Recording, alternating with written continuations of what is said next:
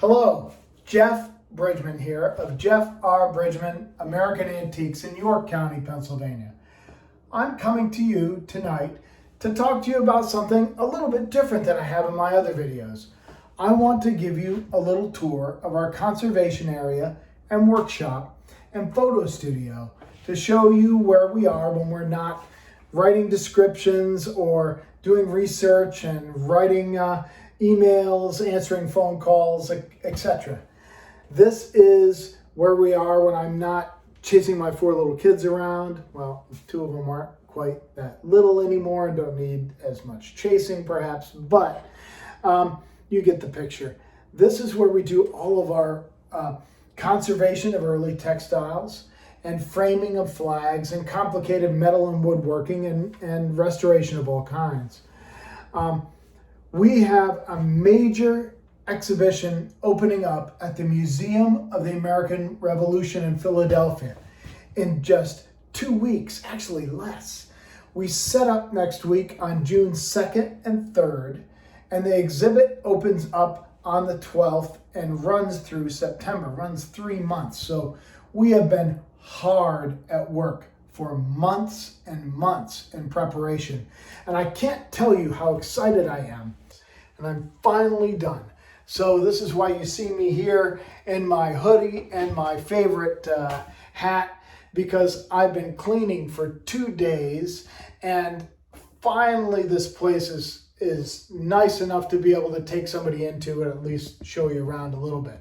So come on in, take a walk to the room where it happens, the room where it... Any Hamilton fans here? I bet there are. So this is our wonderful space. I'm so lucky to be out here in Pennsylvania where we have a lot of room, and flags are big. What can I say? In the 19th century, flags were typically 8 feet long and larger. So you need a lot of room to be able to work with these kinds of textiles. And we're lucky to be able to have this kind of space, because most museums, even if they are in places where there's room, don't have any room to do this kind of work. Back here in the corner is where Sheila works. She is one of my conservators. And now that we're done with the flags themselves, we're concerned with being able to wrap them and get them where they go. A lot of them are wrapped already, so a lot of them you can't even see. But what she's at work now doing is making pads that are big enough to wrap these huge things. You know, lots of logistics to any sort of installation of this sort. We do a lot of shows. I've done definitely more than 1,500 antique shows, and those are difficult in their own way. But here, where I might not have one flag at a show that's like this, I have lots in this size for the museum. Our first exhibition there 2 years ago, to which this is a follow-up, was of 13-star flags. There were actually 40 of them, and they were made over a period of about 125 years, because many people don't know that the Betsy Ross flag, the original flag, almost certainly didn't look like this, and that our flag in general didn't look like this in the beginning. There was no official star pattern, and 13-star flags could appear however you wished. There was no official way to do it. And despite the fact that this is what appears in many of our history books, anything went. And the flag really didn't look like this at all with 13 stars until people started to make some in the 1890s that look like this. So there's many things like that you'll learn in an exhibition like the one that we have forthcoming. And this one is a follow-up. It was supposed to happen last year, but it couldn't because of COVID. So I'm so excited to bring it to fruition now, finally. And this is going to show the progression of stars from 13 to the present 50. And it's even going to show a backwards motion because during the antebellum and the Civil War, sometimes stars were removed for southern states, and even in some cases during the war for northern states. And there's at least one of those in the exhibit. So we're going to show the struggle over slavery in America and what it had to do with the flag. And there's some really incredible stuff that you'll see. A lot of the flags around me are things that we're going to be working on now that the others are out of the way. But this one is going to the museum, and this is the first one we've ever mounted like this. Oh my gosh, I can barely get to the bottom of the pole. This is a camp colors, and it was flown at a military camp and used for military drilling within the camp, as well as to market as an American military camp. The staff is 8 feet long, and so it's actually about 9 feet long on the mount. Won't even stand up in the room, and the room is pretty decent height. Over here in the corner is one that is going to the museum too. This is a 41 star flag, and just a tremendous thing. Huge in scale. In a booth, I won't even typically have one of this scale. There are many going to the museum. So you can imagine how dynamic it's going to be with all sorts of different star counts in huge flags, and a lot of them just the rarest things that exist. This is one of the rarest star counts that you'll ever encounter on a sewn flag.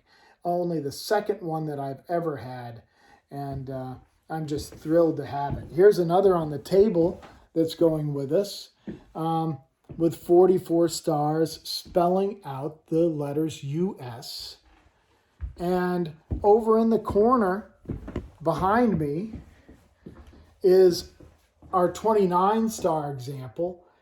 Also one of the rarest things you'll ever see in early flags. And this has sort of a square or rectangle of stars with a big one in the center. And look how big. If you're doubting how big this is, look, star much bigger than my hand. My hand is about the size of the ones around the perimeter. So big one in the center and one in each corner around it in the open space, and then a rectangle. This is an 11 on the scale of 1 to 10 in early flags, as is this great example, which isn't going, but is on our list of things to finish in 31 stars. This is our photography area, and where you'll usually see me on videos. Great that we have such a space for that. Oh, this was at the museum not long ago, virtually. This is a beautiful dress made for the Centennial Exposition in Philadelphia, our first World's Fair, made out of bandanas and crepe paper. Just an amazing thing. In fact, there's even a bonnet that goes with it. Sometime we'll take a better look at that, because that's a great thing for a video. So this is the space we work in for restoration and conservation, and here's the workshop, where a lot of other restoration and support panel building and etc. goes on. Couldn't find my own light switch.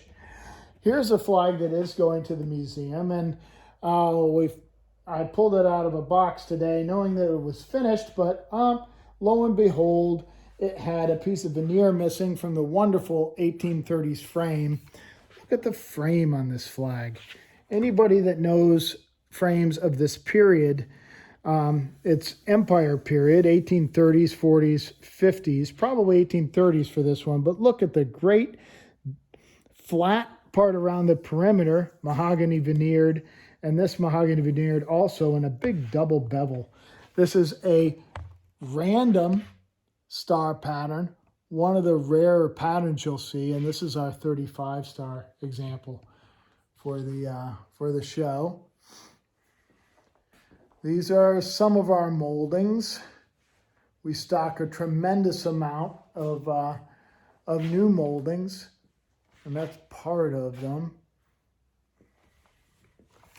This is where we do wood and metal work. We store a lot of length aluminum too that we build our larger frameworks out of when necessary. Yeah. Smaller pieces of molding. Hard to keep everything organized and use everything efficiently. And sometimes there's a little Pennsylvania hanging pie safe doubling as a workspace, doubling as a work table at the moment. So thanks for coming along on the little ride. The new exhibition opens to the public on the 12th of June. It's called Flags and Founding Documents. And the other part of the exhibit that's not flags is one that was just in New York at the New York Historical Society.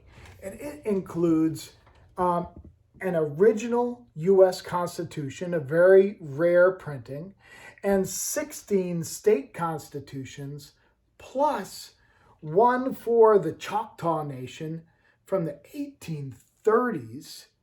Amazing, right? And even a Confederate constitution.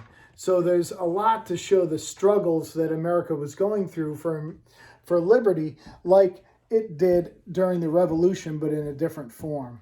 So it's going to be just wonderful, huge space, dynamic exhibit, fun things to do there for kids too. So make sure you get everybody together. It's going on for about 3 months. It doesn't end till September 6th, but make sure you go to the Museum of the American Revolution's website to know when they're open. Thank God it's going to be in person. You're going to be able to go and enjoy things like you haven't been able to for months. So I hope to see you there. And thanks for going on this little tour. I hope you enjoyed it, and see you again soon.